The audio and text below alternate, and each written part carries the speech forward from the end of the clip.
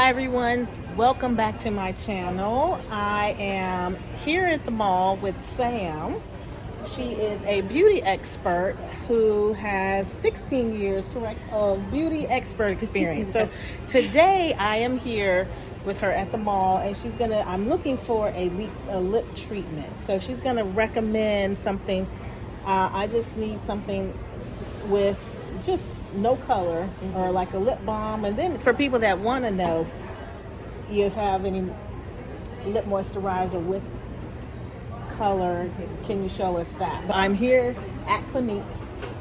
Show me, what do you have, or what do you guys recommend? All right. Well, so today, since you were looking for something that traditionally doesn't have color, we're going to go with our Moisture Surge lip treatment. So this is a wonderful product. It's multitasking. It smooths, relieves dryness, and preps for soft, dewy lips. One of my favorite properties of this is that I use it as a lip mask for overnight. So I just put it on all over my lips at nighttime, and then I let it sit, and I wake up in the morning and I wake up with soft, plump lips. So that's one of my favorite products that I use for hydration. It's great for all skin types. It's all of our products are non-acneogenic, cosmetologist tested, paraben free, fragrance free. So you have a wide range that are great for sensitive groups as well. Okay. So that would be my number one choice for something with no color. Okay. We also have something right over here. Will be our number one selling lip shade in the US will be our Black Honey. So it looks deep, but it comes out a beautiful universal tone that is great for all skin tones. Let's see how it looks. Look at that.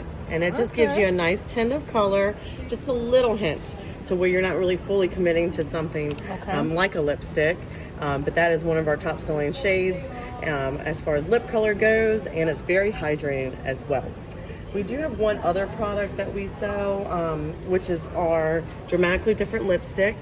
Those do have a conditioning stick that is built deep inside the product, and we have a lot of different shades that come with that, but we have a couple different ones that are really beautiful. One of my favorites is Shy. It's a nice neutral tone, but you can see that little hydrating stick in the center. That is great for... Can I zoom on that? So this hydrating stick. Okay. I'll show you another shade. So this is our different grape, but you can see it slightly. Okay, yes, I do see it. Okay. So it's great. It's very, very silky smooth. It doesn't make the lips feel dry. It doesn't feel cakey, which I personally love. And a lot of our clients respond really well to that. So that's another product that, once again, it hydrates and it sculpts and contours. And then for that lip balm that I was looking for, how much was that running? Oh, so the Moisture Surge lip product is actually only $20. Okay. So it's definitely affordable. A little bit goes a long way. It has a wonderful consistency, a jelly-based consistency. So a little bit really goes a long way. Like I said, I like to use a generous amount at nighttime to use it as a lip mask. Okay. But really, I mean, not even a pea-size amount is all you need for your lips, and it just glides. Doesn't feel tacky either, which is great, because you normally see that in those type of products. And what is the shelf life on this? Now, is this something that people can keep for like 100 years? So this one really doesn't have a shelf life. I mean, minimum 2 years, definitely. Okay. But this doesn't really necessarily have any active ingredients like some other products will. So you don't really, honestly, as long as you just keep it in a cool, dark, no humidity, no sunlight, and no heat. It goes a rule of thumb for all products. It definitely will maintain the shelf life. Okay. Yeah, no shelf life really for that one, but when you get into other products, definitely shelf life is going to go into play with that. Yeah. A lot of people wear mascara. Yeah. Do you have some mascara you can show us? So we have a whole wide range of mascaras, but it's pretty cool. So you might not really see it on the packaging. I don't believe you can see it, and if you did, it was very, very tiny. So I can grab a box and show you, but we have a wide range of mascaras. But typically, on average, a mascara has a shelf life of 6 months once it's opened. And I personally recommend every 3 months switching your mascara, just because of prevention of any type of bacteria buildup, which naturally occurs. So I'll show you the symbol, what I'm referring to. Let me grab a mascara box.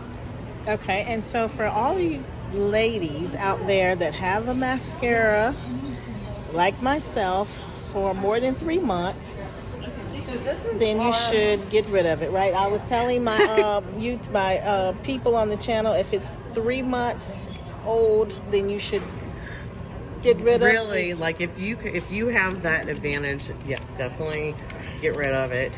But traditionally, you will see this symbol on all packages that have any type of active ingredients, and it's a little canister symbol, and it looks like it's open, and it will have a number and then an M next to it. So that stands for 6 months. Once it's open, get rid of it. And this is actually our #1 selling mascara. You get 230% volume with one application. So you can't go wrong with that. Who doesn't love big High Five mascara? Oh, is that what that looks like? Yeah, it is our newest #1 selling mascara. We're trying to take the mascara market over. So that is our high impact High Five full volume mascara. Okay, we know about the mascara. Now, is there a shelf life on this eyeshadow? No, not necessarily. Just going back to the cross-contamination, making sure and bacteria build up. And natural oil and dirt does build up over time, regardless of how clean or hygienic you are. So I definitely recommend like at least every 2 to 3 years of getting new products. Okay. Like when it comes to eyeshadow and powder, things like that. If you really want to stretch your budget, minimum or maximum will be 3 years max, but really 2, if I can say 2 years. Don't use it past 2 years because you will have that where you might be cross-contaminating or having bacteria build up. And you'll notice a film. Like our products are fairly new, like you could tell who loves to use this color, but like with older products, which you won't see that here, but with older products, you'll notice, I know that some people can probably agree with this or know what I'm speaking to, is that with a powder or compact, you'll notice kind of like a film almost over top of it, where it's not applying correctly anymore. So you'll notice that same with eyeshadows, any powder form, where that's just dirt and oil that has built up over time on that product. And the only way to get rid of it is just to get a new one. So the product's just not going to apply correctly after that. So, yeah, so that's something I definitely recommend. And one other question I had too, when you're using the foundation, I know a lot of people that wear makeup use that sponge when they apply concealer, foundation, and things like that. How long should they keep that? Yeah, so with foundation and a sponge, so I definitely, unless the sponge is some type of microbial like protection that's built into the sponge, I would not recommend it. Sponges are great for more quick and they're easily disposable. So those, we use them here for hygienic reasons. But sponges, as far as that goes, we definitely don't recommend it for everyday use. It's definitely a better route to go with more of a brush. Brushes are the way to go, just making sure you're cleaning them. I highly recommend cleaning your brushes at least once a week if you can help it. And you have ladies that are very busy. I sanitize my brushes 2 to 3 times a week with an instant sanitizer at home. Now here we do it after each consultation, but at home I do it about 2 to 3 times a week. And then I manually wash in the sink my brushes at least twice a month. So, because that gets them even cleaner. So I always recommend a quick cleanser like for your brushes, like an instant cleanser, and then I recommend hand washing as well. Oh wow. Yeah, it's a process, right, for makeup. Yes, definitely. I wanted to ask, because once you wash your brush, it's okay to use it on other people, or should individual people have their own brushes? Or how, even if you're cleaning them, would it be okay to use your brush on me or vice versa? As long as they're clean. So being a makeup artist as well for over 16 years professionally, definitely making sure you're cleaning them properly. Like my brush cleanser sanitizes 99.9% of bacteria. So as long as you're using the proper like sanitizing spray, it is safe to use your brushes on other people, but that's just the most important thing, making sure you are cleaning them properly. So I would say yes, you can. At home, that's why it's not as big of a deal with cleaning them on a regular basis, because it is your own face that you're only using them on, and it's your own bacteria on your face, and dirt and oil does build up, so that's why it is important to clean them. But maybe not so, just not as often. What are some of the do's and don'ts that you have that you know customers come in and say they're doing, and you're like, don't do that? Yeah.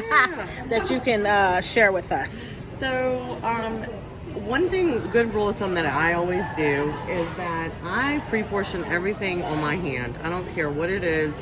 If it's in any type of liquid form, I pre-portion on my hand, or even more of a cream form. So say whether it's concealer, it's foundation, serums, moisturizers, everything goes on my hand as a palette, and so that way I know how much I'm using. Because if you just pour something on a brush or dip your finger in the jar, which also I do not recommend. Going back to that cross-contamination, you want to try to avoid any type of unnecessary bacteria buildup. So using a spatula to dip into jars. Most skincare products do come with a jar and a spatula. Some things that are in a pump, it has a controlled pump portion, so it tells you how much to use, but still, everything goes on my hand so that I know exactly what I'm using. So like that is like how much foundation I would use, because I know how this foundation applies. But I have clients that go and they just put it on the brush and then it ends up being cakey and it doesn't look even. So another tip with making sure your foundation looks even is separating your face into sections. So make sure your foundation is pre-portioned, getting your brush, dipping your brush in that, and then separating your face into sections. So forehead, cheeks, nose, and chin, and then blending. Okay. So that's where that will guarantee you to have a more even foundation coverage. Okay. Because if you start on one side of the face, it might be one side's like full coverage, the other side might be, lighter coverage. So Right, okay. definitely that's a great trick that I've learned throughout the years as far as even coverage with foundation goes. Okay. Same with skincare too. What the do's and the don'ts with the serums? If you're using serums, what would you tell your customers not to do with the serum? Yeah, so let's go right over here so I can give you an idea. So great thing, and people are like, why a serum? Why a moisturizer? Why do I need both? Why do I need an eye cream? So great, let's start with the serum. So serums are super important because they correct on a cell level. They penetrate deeper down. Unlike moisturizers, they're going to work on top surface levels. They're going to correct to a certain extent, but they're not going to penetrate as much as a serum would. So we're using those products two together. You're going to get more of an effective skincare regimen that is really going to give you results. With an eye cream, the skin underneath the eye is 4 times thinner than the face. So you need an eye cream and a product that is specifically formulated for the eye area. Because if you try to use a face cream on underneath the eye, you can get something called milia, where the product is too heavy for your skin, and it causes these little tiny white bumps. And you'll have customers that have mentioned that they've seen that, and it's because the product they're using is too much for their skin. Another thing you'll see with skincare is peeling, and another rule of thumb with that is if somebody is peeling when they apply their skincare, they're using too much skincare. So it means they're applying too much of the product. So good rule of thumb, like I love our packaging, is that we have a controlled pump. So one pump is all you need for the whole face. That's it. People are like, that's it? Yeah, that's really it. And another trick, once again, you see me using the back of my hand, always use the tips of your finger. Because if you use your palms, it's going to absorb most of that product and you just wasted it. Your hands are going to look great, but your face isn't. Your hands are going to look 20 years younger. But, so always using the tips of your fingers, and you want to apply like that, and then you want to massage into the face, and then you treat your face. It's a big muscle. You want to treat it like one. So just massaging that product into the face, bringing up on the neck is really going to give you the most results with that serum. I'm not going to waste this. Now, when you apply that, is there a certain area on your face should you start? Should you start like on your forehead, your cheeks, your nose when you apply the serum, or does it matter as long as it's on your face? So I always, like I said, using the tips of my fingers and kind of making sure I've spreaded that product evenly. And you want to start in the middle of your face and working your way out and then down and then up. So it's kind of like a feathering motion, where you want to just make sure that you are just hitting every area, and by doing that, it's not absorbing into the face by doing that feathery motion, versus if you would press or you would sweep, that's going to waste a lot of product, and it might absorb in one area and not absorb in the other. So definitely starting in the middle of the face, work your way up, and then work your way down into the neck and up the neck. Same thing with the cream. And I would avoid, once again, like I said, this is only for the face. Do not put serum unless it's an eye serum. I would only put a serum in the face. Avoid the eyes and the lips. Do not place it within the eye area.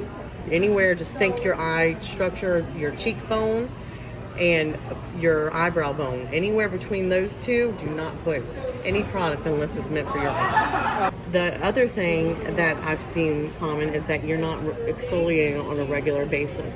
And whether it's a manual exfoliator, which we do sell, we sell our 7-day scrub, which sells really well, and it's more of a granule exfoliator. It's great for all skin types. I also have a more intense exfoliator that's meant for more oily skin, which I think would be great for you.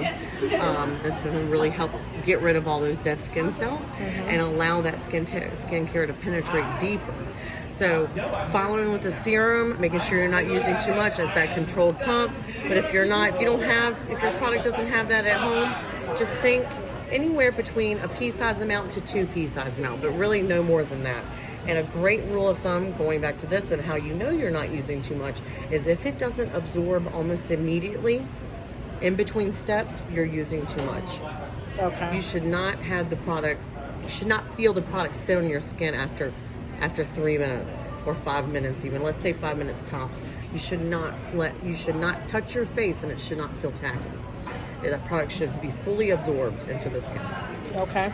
So same thing with moisturizer, making sure using a spatula always, pre-portioning, and always clean hands, of course. And then going back to that, taking the tips of the fingers, massaging, and then same motion as the serum. You want to start in the middle of the face, work into the chin and to the forehead, and then to the chin, and then up the neck. Okay. You can also press with this one, which is great. So I always like to do a pressing motion after I've done that feathery motion, just to kind of make sure it's set into the skin. So pressing, and we kind of do a technique at Clinique where it's focusing on the forehead and the chin and then the 2 cheeks. Okay. But other than that, same thing with the eye cream, using a pre-portioned amount. Now, with the eye cream, really a pea-size amount is all you need for both eyes. No more than that. And try not to apply. Our eye cream is safe for the top of the eyelid, but a lot of eye creams are not, believe it or not. But ours is dermatologist tested, ophthalmologist tested as well. So that means it's really safe, and it is approved to be used on the eyelid. This, but with most eye creams, believe it or not, if you look at underneath the eye structure, so let's give her, for example, you kind of see her eyes. So really do not apply the eye cream kind of apply right near the cheekbone, like right on the cheekbone. The heat is going to draw it naturally upwards. Okay. So it's super important because, like I said, going back to that, not all eye creams are safe to use all over the eye. And then, so I like to take the eye cream around a little bit above the cheekbone and then up along the eyelid. And then that, with ours, you can do that. Just like I said, some eye creams you cannot. In general, with eye creams, is that only for a mature audience, or is eye cream only for a certain age group? I would say the younger, the better. But if we have different ranges of skincare. So any line does. So they have lines that really focus on more preventative care. So someone that is coming of age, you look at, so teen area, 16, 17, 18, 20-year-olds, yes, you can start to use an eye cream that's hydrating. So anytime, same with the moisturizer, anytime your skin is properly hydrated, it's going to help prevent lines and wrinkles or any signs of aging. And then when you get into your mid-20s to 30s, we see ladies that use more of products that have de-aging ingredients.